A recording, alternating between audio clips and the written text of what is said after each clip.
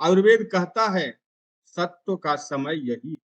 नाड़ी शोधन प्राणायाम, alternate nostril breathing 5 से 10 मिनट सुबह और शाम करें। ये आपकी सोच, निर्णय क्षमता और भावनात्मक संतुलन को स्थिर करता है, तनाव कम करता है और अंदर से ऊर्जा देता है। संक्रांति का अर्थ सिर्फ सूर्य के बदलते बदलते स्थान से नहीं होता है, बल्कि चेतना के परिवर्तन से होता है। आज बिहार का युवा पहले से कहीं ज्यादा जागरूक है। वो अब जाति, धर्म और भाषणों से आगे बढ़कर सवाल कर रहा है। मेरे जिले में कॉलेज क्यों नहीं है? मेरे गांव में इंटरनेट और स्वास्थ्य सुविधा कब आएगी? मुझे पलायन क्यों करना पड़े? नमस्कार मित्रों, स्वागत है आप सबका विमर्श के इस अंक में, जिसमें हम चर्चा करेंगे माइग्रेटेड बिहारी, साथ ही साथ कॉर्पोरेट्स एम्प्लॉयज की समस्याओं के ऊपर। इस चर्चा को आगे बढ़ाने के लिए आज हमारे साथ एक विशिष्ट अतिथि हैं, Shri Gopal Krishna. Jindal steel tubes limited में वाइस प्रेसिडेंट के पद पर कार्यरत हैं, साथ ही साथ योगा और आयुर्वेद के भी ज्ञाता हैं। लाखों बिहारी देश के विभिन्न हिस्सों में अपने रोजी रोजगार के तलाश में जाते हैं और उन्हें कई बार कई उपेक्षाओं का सामना करना पड़ता है, कई चुनौतियों का सामना करना पड़ता है। तो क्या आपको भी इस दौर से गुजरना पड़ा? जी प्रणाम। जी हाँ, ये अनुभव हर दिल को छूता है जब गांव का बेटा परदेश में रोता है। बिहारी कहकर जो करते हैं तिरस्कार, वो नहीं जानते मेहनत का असली सार। पसीने से सींचा है हमने हर एक ईंट, फिर भी क्यों मिलती है नजरों में पीड़ित चीट। न अपमान से डरे हैं, न ठोकरों से हारे, हम बिहारी हैं, अपने दम पे हैं सारे। घर की मिट्टी बुलाती है रोज सपनों में, पर रोजी रोटी रोक देती है अपनों में। आप आप बड़ा अच्छा विषय पे और ऐसे चीजों पे बोला जो हमारे दिल को भी छूती है, और दिल से जवाब दे रहा हूँ। और इन जवाब के बीच में ये होता है कि जितने भी हमारे लोग हैं, उनको कुछ समझ में आए कि हम लोगों ने क्या झेला, क्या संघर्ष किया, और जो अभी संघर्ष कर रहे हैं उनके लिए भी होता है कि जी हाँ, बिहार या किसी छोटे से गांव से जब कोई युवा बड़े शहर की ओर निकलता है, तो वह सिर्फ अपना सामान नहीं, अपना सपना, अपनी जड़ें और अपनी उम्मीदें भी साथ लेकर आता है। लेकिन बड़े शहरों की चकाचौंध में कई बार ये जड़ें ही उपेक्षित हो जाती हैं। मुझे भी इस दर्द से गुजरना पड़ा है, जब सिर्फ मेरे लहजे या पहचान के कारण मुझे कम आंका गया। कई बार वो लगता था कि शायद ये दुनिया सिर्फ बड़े नामों और बड़े शहरों को पहचानती है। लेकिन ऐसे समय में मुझे भगवत गीता का एक श्लोक याद आया। कर्मण्येवाधिकारस्ते मा फलेषु कदाचन, माँ कर्म फल हेतु भूर्मुमा ते संगोऽस्त कर्मणि। अध्याय 2 श्लोक 47 में जो बताया है कि अर्थात तुम्हारा अधिकार केवल कर्म करने में है, फल में नहीं।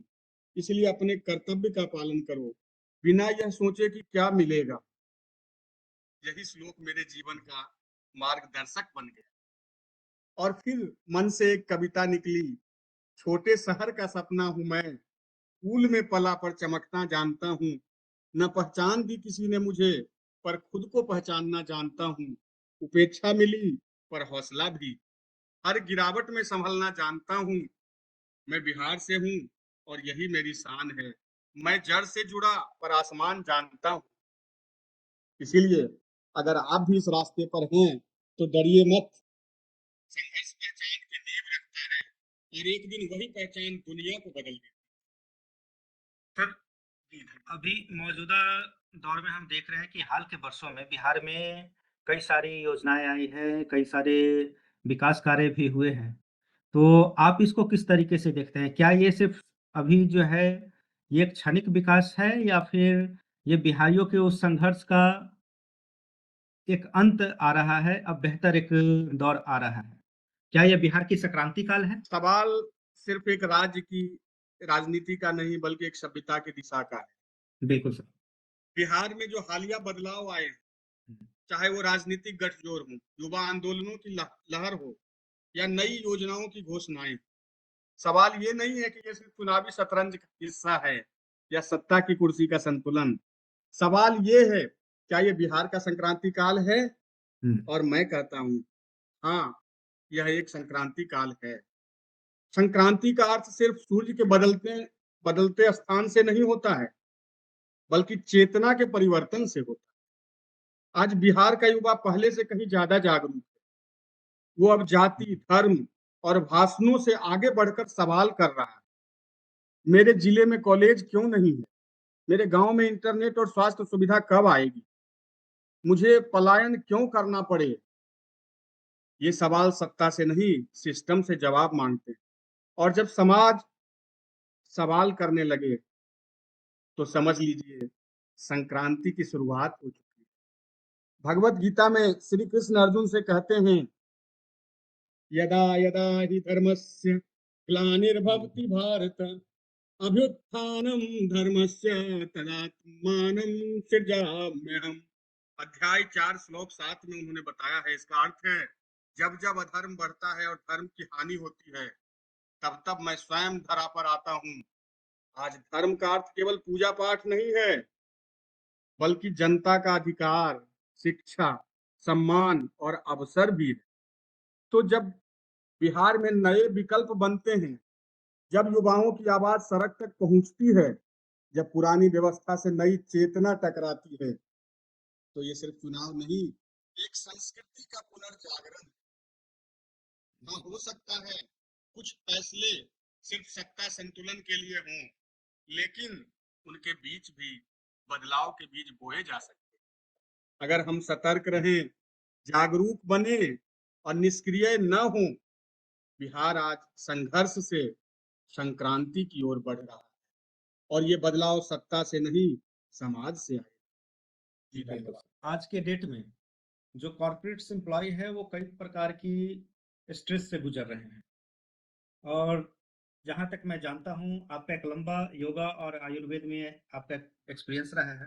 तो आप अपने एक्सपीरियंस को बताते हुए हमें ये भी बताने का प्रयास करें कि युवा उस स्ट्रेस को कैसे मैनेज कर सकता है योगा और आयुर्वेद के द्वारा। एक समय था जब मैं खुद भी तनाव, अनिश्चितता और भारी मानसिक दबाव से जूझ रहा था।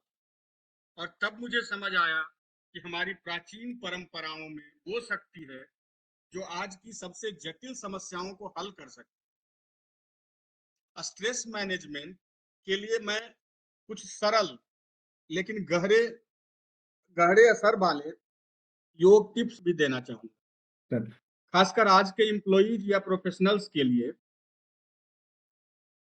कि प्रथम सबसे पहले ब्रह्म मुहूर्त में उठना। सुबह 4 बजे से लेकर 5:30 बजे तक के काल को ब्रह्म मुहूर्त कहा जाता है। दिन की शुरुआत अगर शांत मन से हो, तो पूरा दिन उसी ऊर्जा में चलता है। आयुर्वेद कहता है, सत्व का समय यही है।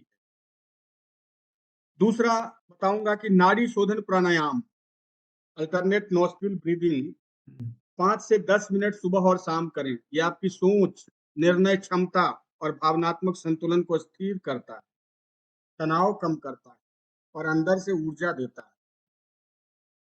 उसके बाद तीसरा कहूंगा कि भुजंगासन और balasana, cobra pose and child pose. जो लोग 8 से 10 घंटे कंप्यूटर या कुर्सी पर बैठते हैं, उनके लिए आसन रीढ़ की हड्डी को आराम देने वाला है। और एक आयुर्वेदिक सुझाव भी दूंगा साथ में, चौथा, कि दिन में आंवला रस या त्रिफला चूर्ण का सेवन करें डिटॉक्स के लिए। अश्वगंधा तनाव कम करने वाली एक अद्भुत जड़ी बूटी है। रात को दूध में केसर और जायफल मिलाकर पिए, इससे नींद अच्छी आती है। योग केवल व्यायाम नहीं है, एक जीवन पद्धति है। और गीता में भगवान श्री कृष्ण स्वयं कहते हैं, योगः कर्मसु कौशलम, अर्थात योग ही है जो कर्म में कुशलता लाता है। तो जब एम्प्लॉइज योग को अपनाते हैं, तो वो सिर्फ स्वास्थ्य स्वस्थ नहीं रहते, वो अपने कार्य में, टीम वर्क में और निर्णय में भी बेहतर बनते हैं। स्ट्रेस मैनेजमेंट केवल एक कॉर्पोरेट शब्द नहीं है, ये एक आध्यात्मिक अभ्यास है।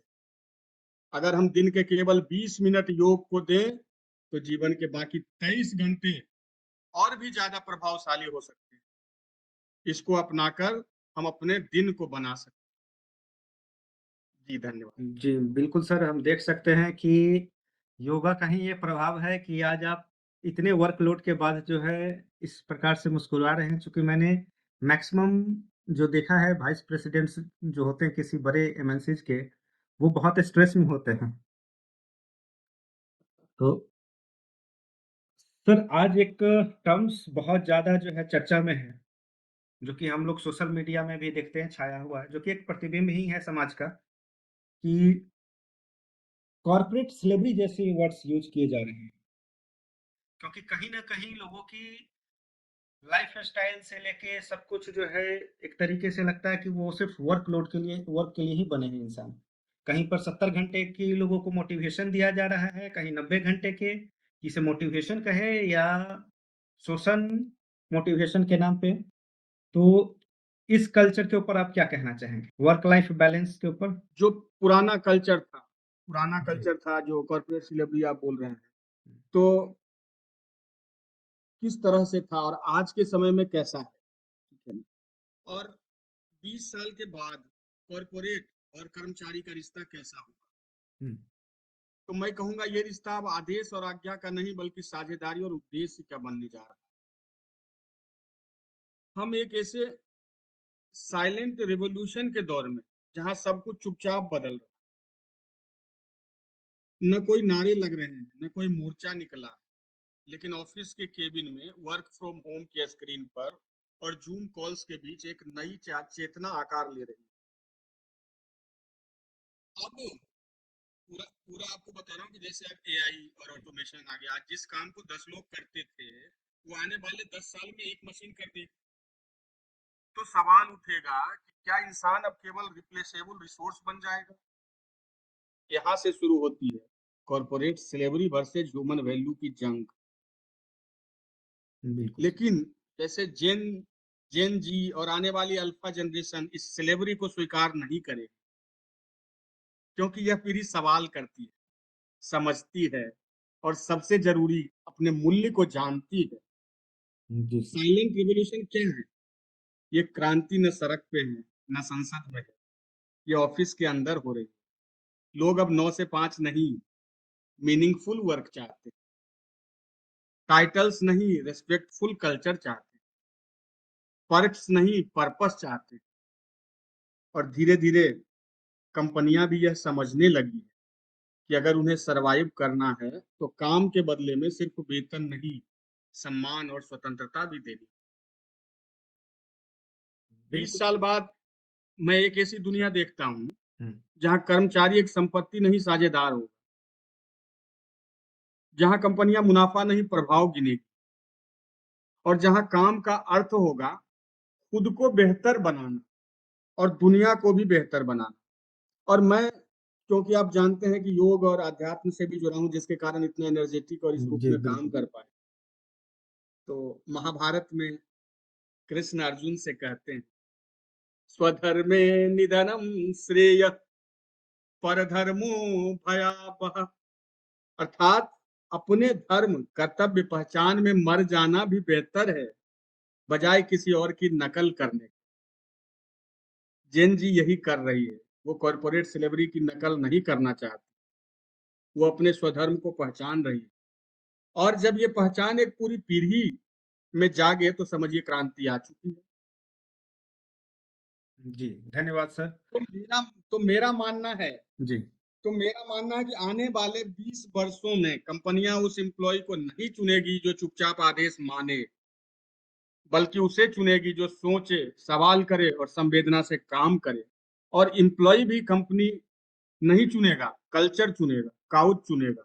ये बदलाव धीरे है, बहुत धीरे है, लेकिन अनिवार्य है। और यही है आने वाले युग की असली क्रांति। जी। धन्यवाद सर। बहुत बहुत धन्यवाद। जी। आज के इस अंक का निष्कर्ष ये हमें दिख रहा है कि बिहार एक संक्रांति के दौर से गुजर रहा है और ये संक्रांति राजनीतिक रूप से ना होके एक सामाजिक चेतना से उत्पन्न हो रही है। साथ ही साथ कॉर्पोरेट्स में जहाँ रिपोर्ट्स ये कह रही है कि Gen Z is a nightmare for the employer, वहीं पर जेन ज़ी मिलेनियल से एक बोल्ड जनरेशन है, जो कि अपने एक्सप्लॉयटेशंस को रिजेक्ट कर रही है और आने वाले दौर में ये जो एक्सप्लॉयटेटिव कॉर्पोरेट्स हैं, उनको रिप्लेस होना पड़ेगा एक कोऑपरेटिव कॉर्पोरेट्स के रूप में। धन्यवाद दर्शकों। मैं एक छोटा-सा सर। चीज़ कहूँगा ठाकुर साहब कि जी। एक छोटी-सी चीज़ है, बस चिंगारी जलानी ही चाहिए और हुँ। आपको एक छोटा-सा मैसेज भी दूँगा कि मैं अभी जिंदल स्टील ट्यूब्स में वाइस प्रेसिडेंट भी बना हूँ, जानते हैं कि सर। साइंटिफिक ब्रीथिंग टेक्निक में नंबर हूँ, अपने हुँ। जीवन में कभी मेडिसिन 10-15 सालों में नहीं लिया है। अभी मैं एक छोटा-सा इनिशिएटिव किया हूँ कि जो आपका एक पाइनेक्स स्टील है बिहार में, जो जी। पाइप बनाती है, ट्यूब बनाती है, जी। उनको हमने बुला के उनके साथ एग्रीमेंट का प्रोसेस हमारा चल रहा है। जी। सिर्फ बिहार होने के कारण मैं हुँ। उसमें इंटरेस्ट लेके उनको यहाँ पे और जिंदल स्टील ट्यूब के साथ एग्रीमेंट की प्रक्रिया हमारे साथ चल रही है। 2 मीटिंग्स हो चुकी है। जी। मैं सिर्फ इसलिए कर रहा हूँ कि मैं वहाँ से जुड़ा हुआ हूँ और उस एग्रीमेंट को कंप्लीट करने के बाद ये फ़ायदा होगा कि जिंदल स्टील जो पाइप है, जो मुख्य रूप से जीआई पाइप, एमएस पाइप और रूफिंग शीट है और उसके साथ-साथ एमएस पाइप है, तो वो हमारा प्रोडक्शन बिहार और झारखंड में शुरू हो जाएगा, जिससे जी, कि सर। बहुत सस्ते दामों पे हमारा जिंदल स्टील ट्यूब भी एक कॉम्पिटिटिव रेट में ईज़िली लोगों को अवेलेबल हो जाएगा और उस प्लांट में भी कम से कम 100-200 लोगों को अ, रोज़गार। रोज़गार मिलेगा और डायरेक्ट रूप से और इनडायरेक्ट रूप से वहाँ हमारे जितने भी डीलर्स होंगे, फ्रेंचाइज़ी लेंगे, जो भी शॉपकीपर्स होंगे, इनडायरेक्ट रूप से मुझे लगता है कि 5,000 लोगों को रोज़गार मिलेगा। मेरे लिए एक हुँ। छोटा इनिशिएटिव है, बट कम से कम 5,000 10,000 लोगों को इसमें रोज़गार ज़रूर मिलेगा। वो मैं जुलाई में फर्स्ट वीक में शुरुआत हो जाएगी। सर, ये आपकी बहुत ही अच्छी इनिशिएटिव है। अगर इसी तरीके से हमारे बिहार से जितने भी बाहर गए के राज्यों में गए हुए प्रवासी बिहारी हैं, वो सब अगर इस प्रकार से थोड़ा-थोड़ा अपना सहयोग दें, तो बिहार का फिर से पुनरुत्थान शायद ज़्यादा दूर अब नहीं है।